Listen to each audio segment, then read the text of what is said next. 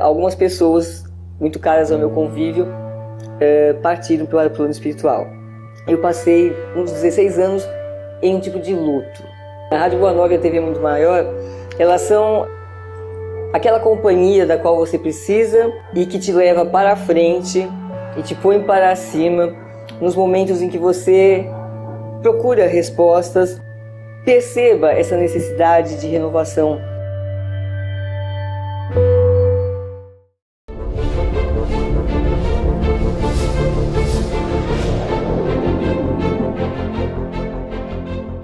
Olá, meus queridos irmãos, com muita alegria que iniciamos mais um programa, abrindo a Bíblia na TV, agradecendo a Deus e a você por este momento.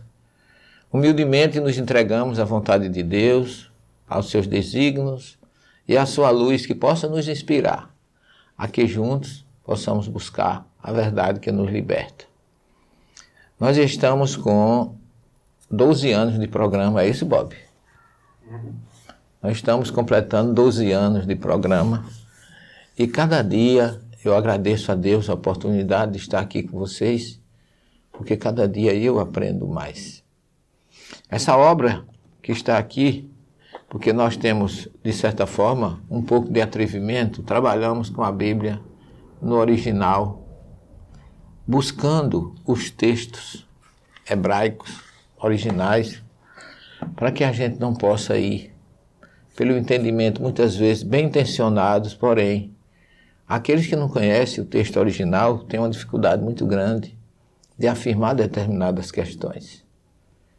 E eu tenho observado irmãos de outras correntes religiosas afirmando coisas que estão na Bíblia que nunca estiveram.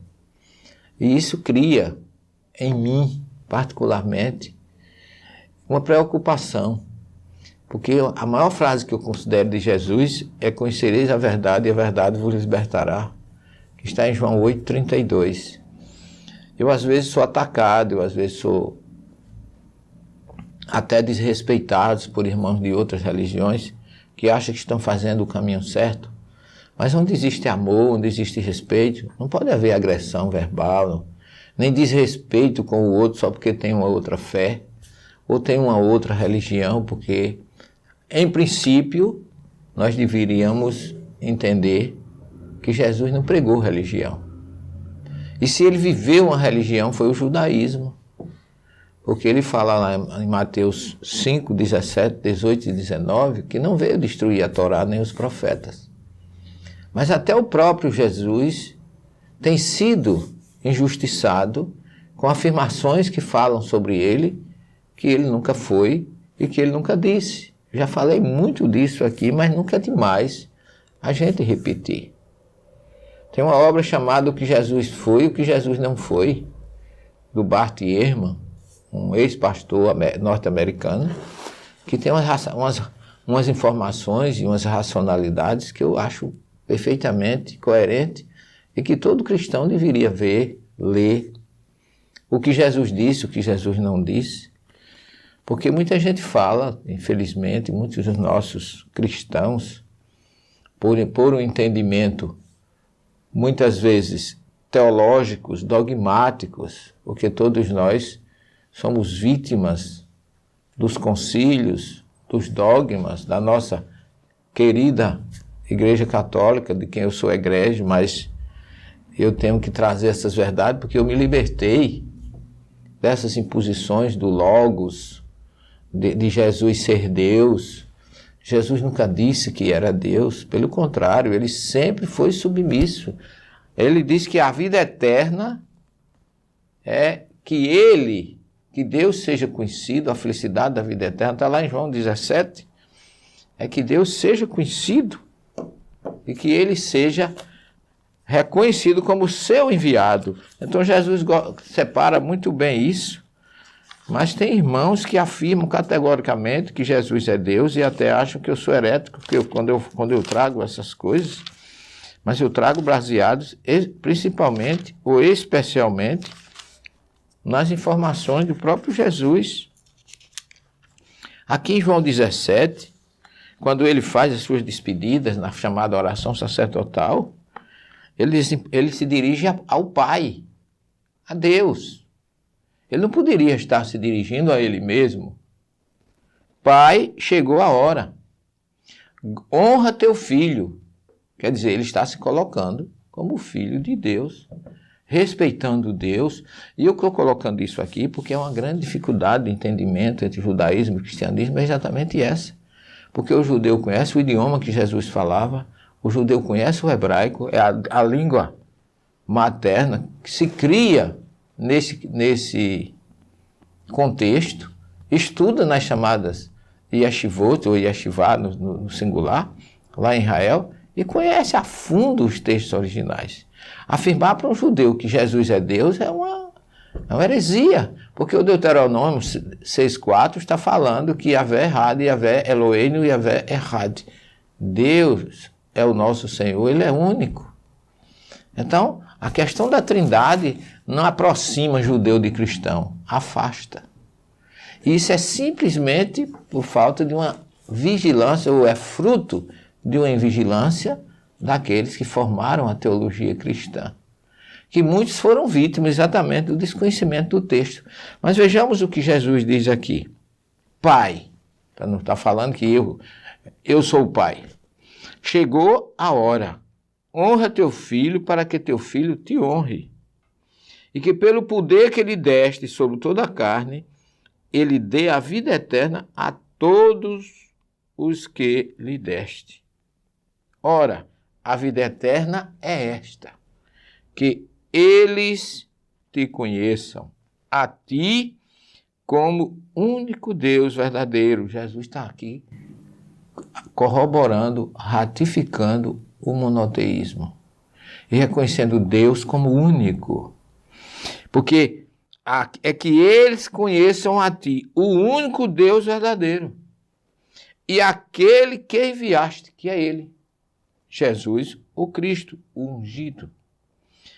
Eu te glorifiquei na terra, concluí a obra que me encarregaste de realizar. Então Jesus é um enviado de Deus. Quando eu digo isso aqui, eu não estou diminuindo Jesus. Eu considero ele o maior espírito que já pisou esse planeta, tá? Baseado na questão 625 do Livro dos Espíritos, que traz isso com muita clareza. E para nós, dizer que Jesus não é Deus não significa que nós estejamos sendo heréticos. Nós estamos sendo racionais. Porque Jesus está aqui bem claro. Manifestei o teu nome aos homens. Eu fui honrado por ti. Eu te glorifiquei na terra. Concluí a obra que me encarregaste de realizar. E agora, honra, Pai. Honra-me junto de ti com a honra que eu tinha antes que os céus e a terra existissem. Então Jesus aqui mostra perfeitamente que ele não é Deus. Pai, em tuas mãos entrego o meu espírito. Ninguém tem raiva de mim por causa disso, porque eu vou dizer uma coisa a você, meu caro telespectador. Se tem um ser neste planeta que eu procuro amar do fundo do meu coração e admiro, tenho paixão, é Jesus. E eu não posso dizer que eu amo, porque amar Jesus é fazer o que ele pediu. É fazer a vontade do Pai, como ele diz. Quem faz a vontade do meu Pai faz a minha. Então, quem de nós faz a vontade de Jesus? Se nós não fazemos, nós não o amamos. Agora a gente sabe que ele nos ama, porque Jesus já deu mais do que provas disso, do seu amor para conosco. Agora, que provas temos dado do nosso amor por ele? Essa é a pergunta que eu deixo para a reflexão sua, minha e de todos aqueles que nos assistem neste momento. Eu tenho aqui uma pergunta que vem da minha querida amiga, diretora, diretora da RW Turismo, a Márcia Valente, que é sobre uma pergunta que veio no nosso site, que nós temos um site, entre na RW Turismo, que lá você vai encontrar o nosso site, eu coloco alguns artigos. Eu coloquei um artigo lá sobre a concepção de céu e inferno, segundo a Bíblia. E aí veio uma pergunta, que a Márcia Valente, um abração, Márcia, para você, querida, que diz assim: Pergunta: o conceito de bem e mal começou depois que eles tiveram contato com o zoroastrismo? Isso aqui é sobre o nosso artigo. Zoroastrismo, você sabe, é a religião dos persas. E aqui a pergunta vem com relação ao que nós fizemos nos conceitos que nós colocamos de Satanás, que está no nosso livro, nesse livro aqui, analisando as tradições bíblicas, Satanás segundo a Bíblia, e eu falo que o zoroastrismo influenciou muito a questão de Satanás, da presença de Satanás na Bíblia, porque a história, o conceito de bem e mal, de Deus e Satanás na Bíblia é muito mal compreendido. Mas muito, muito, muito. Eu ainda vou fazer alguma coisa nesse sentido aqui, aprofundar mais um pouco. Mas aqui é o seguinte: o conceito de bem e mal começou depois que eles tiveram contato com o zoroastrismo, porque Ciro trouxe o zoroastrismo persa quando ele traz de volta os cativos, os exilados da Babilônia para Jerusalém. Nós vamos falar um pouquinho, responder essa pergunta na segunda parte do nosso programa. Não saia daí, que nós retornaremos no minuto, ok? E se fosse possível conquistar novamente aqueles que se foram? Juntos nós podemos. Invista neste canal. Invista em um mundo melhor.